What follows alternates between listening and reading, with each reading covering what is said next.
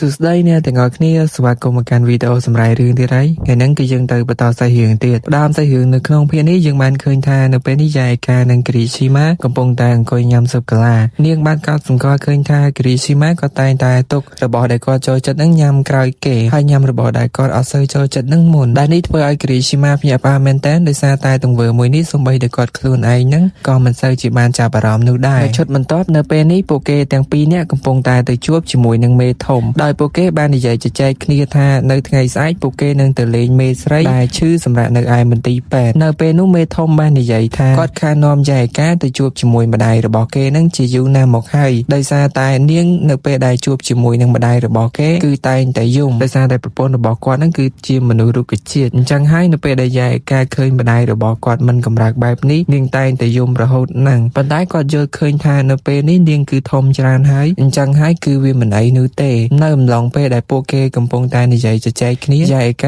ាក៏បានដើរមកស្ដាប់ឮនាងក៏បានបើកទ្វារនិងនិយាយថានាងមិនចង់ទៅជួបម្ដាយរបស់នាងនោះទេពីព្រោះគាត់តែងតែដេកលក់ជារៀងរហូតហើយក៏យំរត់ចេញពីទីនោះទៅនៅពេលនោះយើងបានឃើញថាយាយកាគឺពិតជាខូចចិត្តណាស់ដោយសារតែនាងគឺមិនចង់ទៅជួបជាមួយនឹងម្ដាយរបស់នាងនោះឡើយដោយសារតែពេលដែលយាយកាព្យាយាមចាប់ដៃម្ដាយរបស់គេហើយនៅពេលដែលឪពុកទៅមើលម្ដាយរបស់គេទឹកមុខរបស់គាត់គឺពិតជាស្រពោនខ្លាំងណាស់នាងមិនយល់ថាអ្វីនោះទេបានជាម្ដាយរបស់គេមិនក្រោកមកដូច្នេះទុកឲ្យឪពុករបស់គេយំហើយមិនព្រមឆ្លើយតបជាមួយនឹងនាងទៀតតាមម៉ាក់មិនស្រឡាញ់កូនទេមែនគ្រីស៊ីម៉ាក៏បាននិយាយបញ្យល់ទៅកាន់យាយកាថានៅពេលនេះម៉ាក់របស់គេគឺពិតជាខំប្រឹងណាស់ហើយគាត់កំពុងតែប្រយុទ្ធនឹងក្នុងសុបិនជាមួយនឹងព្រះជាម្ចាស់ដើម្បីតស៊ូឲ្យរស់រានមានជីវិតបន្តទៀតដើម្បីអាចមើលយាយកាសើចសប្បាយបានអញ្ចឹងហើយជំរឿនមានតែមួយគត់នោះទេពួកគេនឹងទៅធ្វើការផ្ដល់កម្លាំងចិត្តឲ្យម្ដាយរបស់យាយកាដើម្បីឲ្យគាត់មានកម្លាំងចិត្តតស៊ូនៅក្នុងការរស់រានបន្តទៀតបានយាយកាបន្ទាប់ពីបានស្ដាប់សម្ដីរបស់គ្រីស៊ីម៉ាហើយធ្វើឲ្យនាងនឹងគឺភ្ញាក់ខ្លួន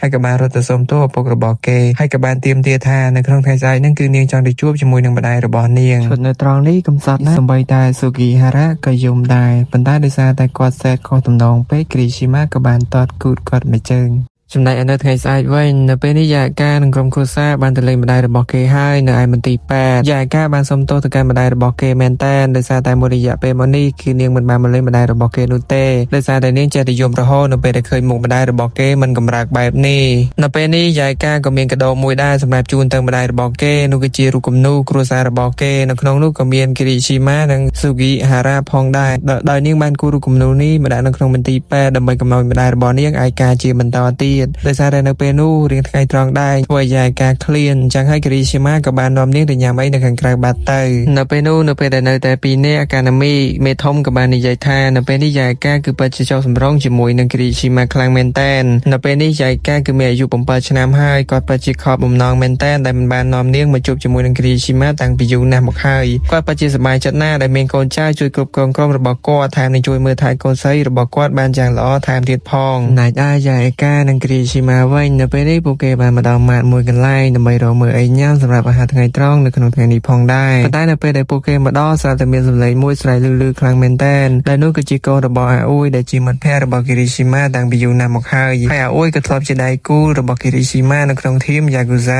ាសាគូរ៉ាហ្គីផងដែរដែលពួកគេទាំងពីរនាក់ហ្នឹងគឺធ្វើការធីមអាប់និងវាយសាហាវមែនទែននាពេលនោះប៉ុន្តែនៅពេលនោះអាអ៊ុយបានសម្រេចចិត្តចាក់ចែងពីក្រុមយ៉ាគូហ្សារបស់គេដោយសារតែមូលហេតុគាត់ចង់ការពារគ្រួសាររបស់គាត់វិញម្ដងទើបគាត់សម្រេចចិត្តធ្វើបែបនេះប៉ុន្តែមេធំគឺមិនបានខឹងទៅកាន់អាអ៊ុយនោះទ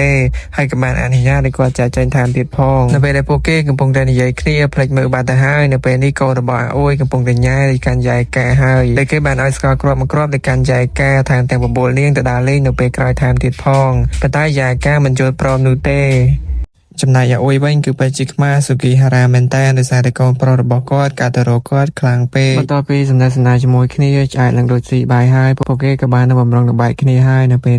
េលនោះយាយកាក៏បានផ្ដាំទៅអាអ៊ុយថាបើសិនជាចង់មកលេងឪពុករបស់គ្នានឹងគឺឲ្យមកបន្ទាប់ពីលើកពាក្យសម្ដីបែបនេះអាអ៊ុយគឺសែតយកតែម្ដងតែគាត់ក៏បានផ្ដាំទៅកាន់យាយកាថាមិនអីទេនៅពេលដែលគាត់ទៅនេះគាត់នឹងទៅលេងមេហើយនឹងមាននាំកាដូទៅជាមួយទៀតផងដល់ពេលនោះមកពួកគេទាំងពីរនាក់ក៏បានមកដល់មន្ទីរពេទ្យវិញហើយនៅពេលនេះយាយកាក៏បានប្រាប់រឿងរ៉ា ណាដែលគេបានជួបអបាយមិញនៃការពុករបស់គេទាំងអស់តែមើលឈុតថ្មីវិញម្ដងដែលនៅពេលនេះយើងឃើញថាបរិមម្នាក់កំពុងតែយកឆ្នាំមកបំបោះបងចោលយើងបានឃើញថានៅពេលនោះយាយកានិងគិរីស៊ីម៉ាក៏បានដើរការទីនោះផងដែរយាយកាបានចោលរកជាមួយនឹងកូនឆ្មាដែលបរិមបាញ់មិញจะមកបោះបងចោលខ្លាំងមែនតើតែឃើញពីការណាត់យាយកាចង់ឲ្យនំដូណាទៅកាន់កូនឆ្មានោះស៊ីតែពេលនោះក៏មានបានដៃមួយលុចចេញមកពីទីកង្ហាដើម្បីដូចជាចង់ឈោងចាប់យាយកាអញ្ចឹងប៉ុន្តែក៏ត្រូវបានគិរីស៊ីម៉ាជួយនាងតន់អ្វីដែលយើងបានដឹងនារីម្នាក់នោះគឺជាក្មេងស្រីម្នាក់តែប៉ុណ្ណោះដែលពេលនេះគឺនាងបានរត់ចេញពីផ្ទះដោយសារតែពុករបស់នាងគឺស្ដីឲ្យខ្លាំងពេកបន្ទាប់ពីនាងគឺប្រឡងធ្លាក់តែនាងក៏បាននិយាយទៀតថានៅពេលនេះគឺនាងឃ្លានខ្លាំងណាស់តែអាចឲ្យនាងញ៉ាំនំដូណានេះទៅបានទេយាយកាបន្ទាប់ពីឃើញអញ្ចឹងក៏បានឲ្យញ៉ាំចំណែកនារីម្នាក់នេះវិញណាបន្ទាប់ពីបានញ៉ាំគឺមិនបានទុកសំបីតែ1ដុល្លារនាងបានញ៉ាំរហូតដល់អស់ហើយនាងក៏បាននិយាយទៀតថាតាមពិតតែនាងរត់ចេញពីផ្ទះហ្នឹងក៏មានលុយខ្លះៗដែរប៉ុន្តែនាងក៏បានតែងត្រីខឲ្យកូនឆ្មាញ៉ាំហើយដោយសារតែឃើញទៅអាណិតវាពេកបន្ទាប់ពីញ៉ាំរួចគិរីស៊ីម៉ាក៏បានតែយកនារីម្នាក់នោះត្រឡប់ទៅផ្ទះវិញទៅពីព្រោះថាដើរតែតាមម្នាក់ឯងនៅខាងក្រៅចឹងគឺវាមិនល្អនោះទេ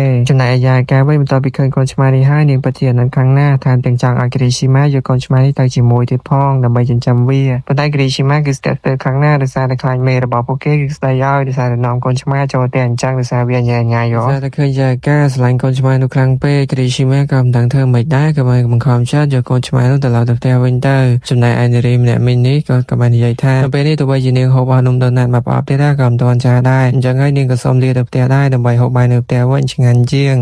បន្តមកទៀតសាច់រឿងរបស់យើងក៏បានចប់តែត្រឹមហ្នឹងកុំភ្លេច Subscribe ឲ្យខ្ញុំម្នាក់មួយផងណាអ្នកទាំងអស់គ្នាដើម្បីតាមដានភាគថ្មីនៅថ្ងៃស្អែកបន្តទៀត